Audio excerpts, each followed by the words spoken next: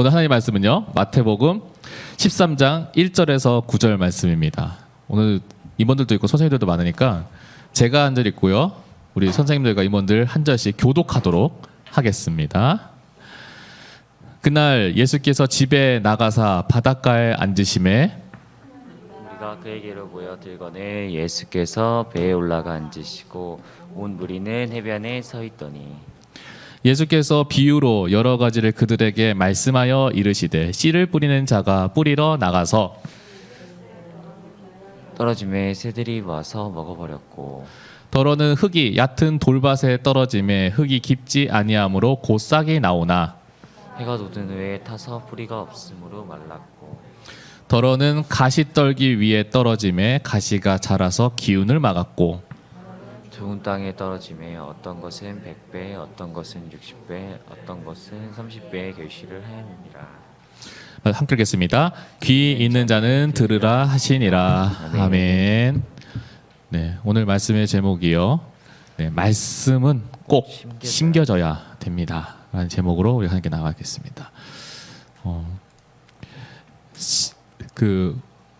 현석이 혹시 씨를 심어본 적 있어요? 화분 같은 거? 네, 예. 뭐 심어봤어요? 강낭콩? 그것도 있고 상추씨. 상추씨. 네. 근데 이제 저희가 씨를 심을 때 뭐죠? 흙은 어떤 거 써요? 주로 1번 돌, 2번 모래, 3번 네, 퇴비. 3번 쓰지 않나요? 저 식물 쪽은 잘 몰라. 3번 퇴비 많이 쓰지 않나요? 그렇죠. 퇴비를 많이 쓰죠. 네. 그쵸. 모래에다가 상추씨 심는 경우는 거의 없죠. 퇴비 많이 쓰. 네, 물론 이제 민들레처럼 생존력 강한 애들은 네. 난 걔들은 진짜 어디서 그렇게 큰지 몰라. 그냥 막 그 아스팔트 사이에도 이제 자라고 뭐 시멘트 사이에서 자라고 하는데, 어떤 뭐 그렇게 생존력 강한 식물 말고 웬만한 식물들은 정말 영양가 있는, 양분이 있는 그런 데서 자라야 될 것. 심겨져야 자라는 거죠. 저희가 씨 뿌리는 비유 작년에도 제가 말씀을 전하는데, 오늘 저희가 사순절 말씀을 계속 나누다 보니까 이 말씀이 오늘 이 주에 또 다시 우리가 맞이하게 됐는데, 지난번에 말씀드렸지만 저희가 있어야 되는 땅은 어떤 땅이냐면 좋은 땅이에요. 앞에 이제 나오는 여러 땅들이 나옵니다. 근데 그 땅들이 설명이 나오고 어떤 땅들인지에 대해서 나옵니다. 돌짝밭에 떨어지고 길가에 떨어지고 가시밭길에 떨어지는 것, 예, 누구나 다 그것은 잘못된 걸 압니다. 그런데 이 말씀에서 제일 중요한 핵심은 뭐냐? 내 마음이 하나님의 말씀이 내 마음이 좋은 땅이 돼서 하나님의 말씀이 거기에 심겨져야 된다라고 하는 것입니다. 사실 오늘 말씀을 예수님께서 그 뒤에 다시 말씀을 푸시는데, 그럼 좋은 땅은 어떤 땅이냐? 그 좋은 땅에 대해서 예수님께서 이렇게 설명을 하시죠. 오늘 말씀에 뒤에 보시면은 이제 8절의 말씀이 이제 예수님께서 우리가 추구해야 될 땅이죠. 8절의 말씀에 더러는 좋은 땅에 떨어짐에 어떤 것은 100배, 어떤 것은 60배, 어떤 것은 30배 결실을 하였느니라. 네, 심겨지면은 그 심겨진 그대로 하나가 그대로 날린 것이 아니라 그 심겨진 것을 통해서 여러 열매들이 맺어지는 거죠. 근데 그렇게 맺어지려면 어떻게 하면 되느냐? 23절 말씀이 이렇게 나온 거죠. 좋은 땅에 뿌려졌다는 것은 말씀을 듣고 깨닫는 자니 결실하여 어떤 것은 100배, 어떤 것은 60배, 어떤 것은 30배가 되느니라는 거죠. 좋은 땅에 심겨지니까 그것이 자라서 열매 맺는데, 그 땅이 어떤 땅인지에 대해서 예수님께서 이렇게 나오는 거죠. 그 말씀을 일단 뭐예요? 듣고, 그리고 깨닫는 사람. 듣는다는 건 우리가 말 그대로 듣는 겁니다. 근데 듣는다는 것은 그냥 듣는 게 아니라 들은 대로 어떻게 하는 거? 행동하는 거. 말씀을 그리고 깨닫는다는 거는요, 헬라어로 보니까 이 헬라어인데도 내가 순간적으로 이게 우리 한글인 줄 알았어요. 이 헬라어로 그 헬라어 단어가 뭐라고 되냐면요, 수민이라고 돼 있어요. 수민이. 네. 근데 이게 뭐냐면 이게 이해하다라고 하는 뜻이에요. 다시 말하면은 말씀을 듣고 이해해서, 말씀을 듣고 이해했으면 어떻게 될까요? 그 다음에 행동이 되는 거죠. 네. 말씀을 듣고 이해해서 행동하는 사람을 좋은 땅 심겨진 사람이라고 하는 거죠. 말씀을 듣고 제대로 이해하고 제대로 깨달아야 되는 거죠. 어떤 사람은요, 말씀을 아예 듣지도 않는 사람이 있어요. 어떤 사람은요, 말씀을 들어도요 이해를 못하는 사람이 있어요. 어떤 사람은 말씀을 들었는데요. 곡해 잘못하면 왜곡되어서 이해하는 사람이 있어요. 예를 들면 이런 거죠. 엄마가 집에 있는데 심부름을 시켰어요. 진호가 이러면서 예 엄마 이러고 네 저기 슈퍼 가서 두부 사와라 이러는 거죠. 네. 근데 두부 사와라 해서 예 알았어요 엄마. 네 대답은 했어요. 근데 대답을 했는데 내 볼일 보고 있으면은 그거는 뭐예요? 제대로 안 들은 거죠. 말씀을 안 듣는 사람인 거예요. 두부를 사오라고 했는데 그게 두부가 뭔지를 몰라서 이해를 못했어. 두부를 사오라는 말이 뭔지 이해를 못했어. 그래서 일단은 밖에 나가긴 했어. 나가서 빈손으로 돌아왔어요. 뭐예요? 들었는데 행동은 했지만 뭘 한 사람이 이해를 못한 사람이에요.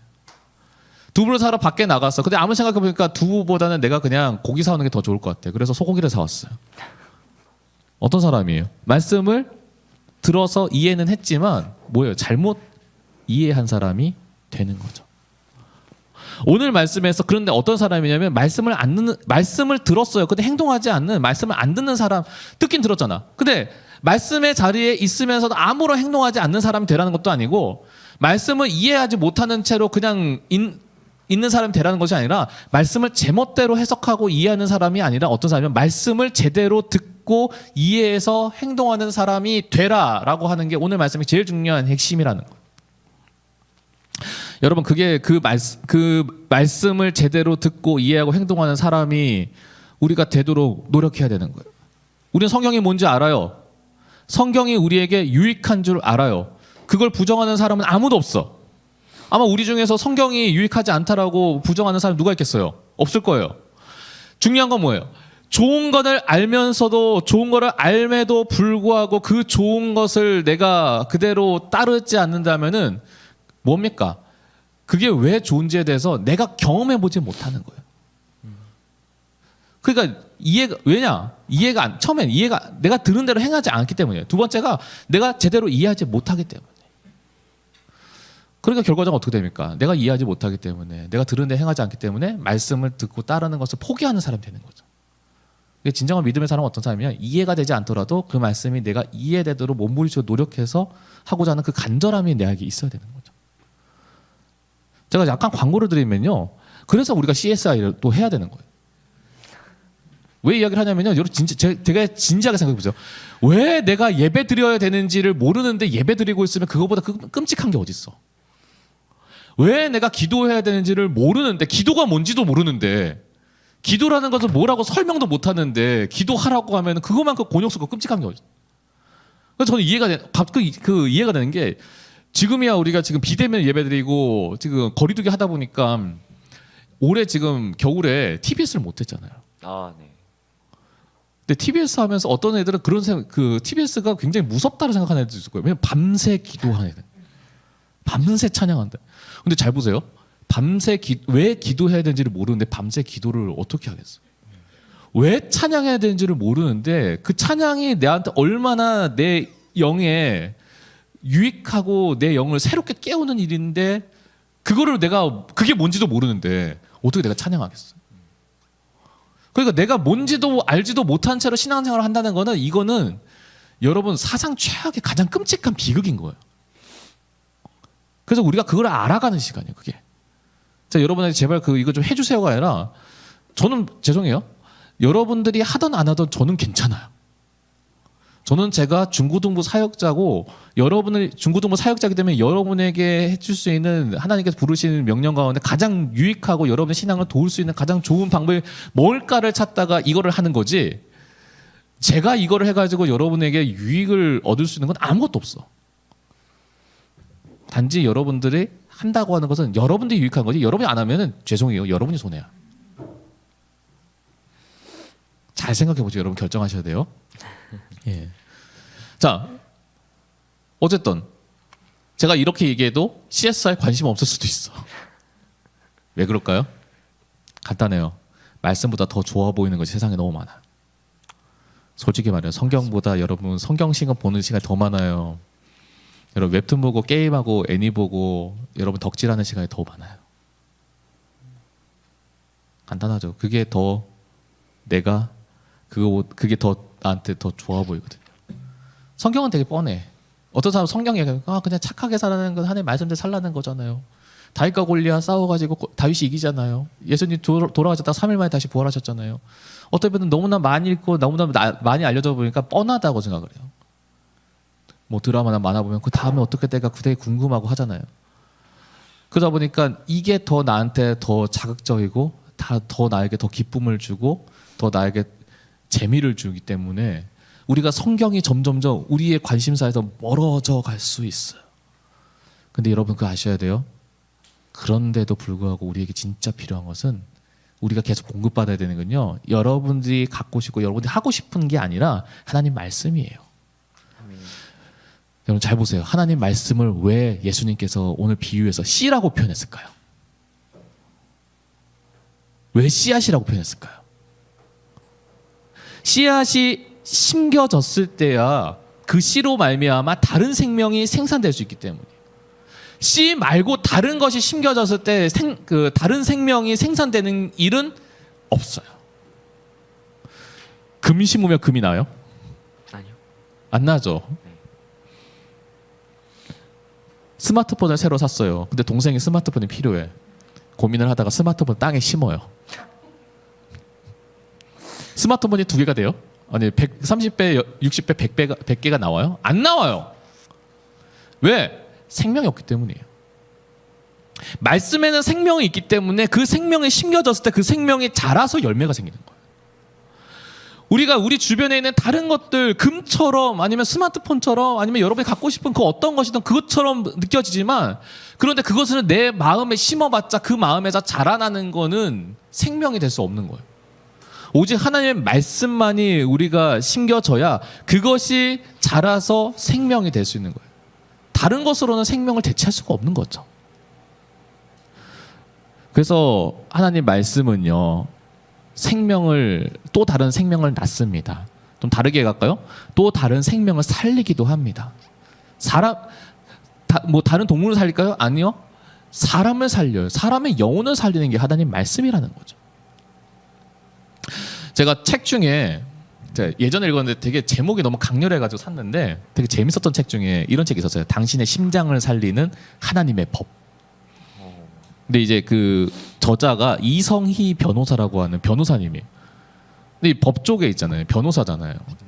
그러니까 매번 뭐가 오냐면은 이 사람 저 사람이 싸워가지고 소송해가지고 손해배상 청구하고 이혼 소송하고 이제 그런 소송 관련해가지고 계속해서 맞는데 이분이 그 소송을 맞으면서 그 사람과 대화를 하고 이 소송 문제를 어떻게 승소할까를 계속 얘기를 하는데 그러면서 이 변호사님이 뭘 깨달았냐면요. 승소를 한다고 해서 이 사람의 영혼이 살진 않더래. 남편이랑 싸워가지고 이혼 소송해서 위자료를 받아내도 그것이 그 위자료 받아내는 것을 통해서 그 사람의 영혼이 살지는 못하더래요. 그 사람의 영혼이 풍족해지고 그 사람의 영혼이 살아나는 그래서 그 싸움 가운데 상처받았던 거 아팠던 거 그것들이 다 회복되진 않더래. 이분이 그래서 뭘 깨달았냐면요. 아무리 법으로 승리하고 내가 갖고 내 유익을 취한다고 하더라도 결국은 하나님밖에 없구나. 하나님 말씀밖에 없구나. 그래서 이분이요. 되게 이상한 분이에요. 그래서 그 책이 왜 재밌었냐면 분명히 이분은 이혼 소송하러 왔거든요. 네. 그 이혼 소송하러 왔는데 이분한테 그 이혼 소송하러 온 변호사니까 의뢰를 받아야 될 거 아니에요. 그래야 이제 돈을 벌잖아요. 이분이 그 이혼 소송하러 온 분한테 뭘 전하냐면은 법적인 자문을 구한 그 법적인 자문을 제공해 준 게 아니라 복음을 전하는 거예요. 근데 이 복음을 듣고 자기의 영적인 질서가 온전하게 깨달아지니까 그 사람이 자기 삶에 돌아가서 회복이 되는 일들을 경험을 하더래요. 그래서 이분은 이제 변호사일 절반, 이제 복음 전하는 절반 이렇게 하시는 그 간증을 쓴 책인데 결국 뭐냐면은 복음만이 사람을 살리더라는 거죠. 하나님 말씀을 전하고 그 말씀이 그 마음에 심겨져야 그 사람이 살더라는 거죠. 여러분 한번 우리 진지하게 생각해 봅시다. 여러분 마음에는 무엇이 심겨져 있습니까? 무엇이 심겨졌는지 난 잘 모르겠다. 그러면요, 잘 뭘 보시면 되냐면은 여러분이 여러분 말 가운데 가장 많이 하는 것, 가장 관심사가 뭐고 가장 많이 보는 것이 뭔지가 그게 여러분 마음 가운데 심겨져 있는 거예요. 말씀이 심겨진 사람은요, 그가 꺼내고 싶은 것도 말씀이고요, 그가 권하고 싶은 것도 말씀이고요, 그가 자랑하고 싶은 것도 말씀이에요. 다른 거 꺼내지 않아요. 다른 거 자랑하지 않아요. 우리가 그리스도인이라고 하는, 우리가 믿음의 사람이냐면요, 우리가 해야 될 일은 우리가 우리의 마음에 그것이 심겨져가지고 그걸 잘할 때까지 계속해서 힘쓰는 사람이라고 하는 거죠. 안 잘한다고 포기해서는 안 된다는 거예요. 때로는 말씀이요, 이해가 안 될 때가 있어요. 개역개정 성경으로 그 번역을 새로 개정을 했다고 해도요, 말 자체가 구어체다 보니까 이게 무슨 말이야라고 이해도 못할 때가 있어요. 그러면요, 저는 이렇게 권해드리고 싶어요. 차라리 그러면요, 현대어 성경이나 표준 세번역 성경 읽으라고 하고 싶어요. 정 안 되면요, 저기 어린이 성경이라도 찾아서 읽으세요. 거기 말 되게 쉽게 돼 있거든요. 저는 그렇게라도 해서 여러분이 하나님의 말씀을 이해하려고 해야 되는 거죠. 수학이 어려운 사람 있죠. 영어가 어려운 사람이 있어요. 그래서 뭐 수포자, 영포자 이런 얘기를 하잖아요. 근데 잘 보세요. 내가 내 대학 가거나 내 진로에 있어서 수학이 중요해요. 내가 이 대학 가려면 수학을 해야 돼. 수학에 몇 점 나와야 돼. 몇 등급 돼야 돼. 그러면은 어떻게 합니까? 그럼에도 불구하고 내가 수학이 안 되면 수학 포기해요? 안 하잖아요. 어떻게든 수학 깨치려고 하잖아요. 영어 포기합니까? 안 하잖아요. 어떻게 영어 깨치려고 하잖아요. 내가 외국에서 공부해야 돼. 유학 가야 돼. 근데 영어를 하나도 몰라. 영어 포기합니까? 아니요. 가려면 해야 돼요. 하게 돼요. 근데 만약에 내가 진짜 내 수학이 수준이 너무 안 돼. 그럼 뭐부터 합니까? 초등학교 수학부터 시작하라는 거죠. 영어를 했는데 영어가 지금 내가 고등학교 수준을 못 따라가겠어. 그러면은 과감하게 뭐부터 하랍니까? 아예 기초 영어부터, 초등학교 영어부터 하라고 시작하라고 하잖아요. 내가 말씀이 이해가 안 되면요, 내 말씀이 가장 기초부터 아주 쉬운 것부터, 심지어는 그게 그냥 영아부, 새싹부 그 정도 수준에 하더라도 거기서부터 시작하면 돼요.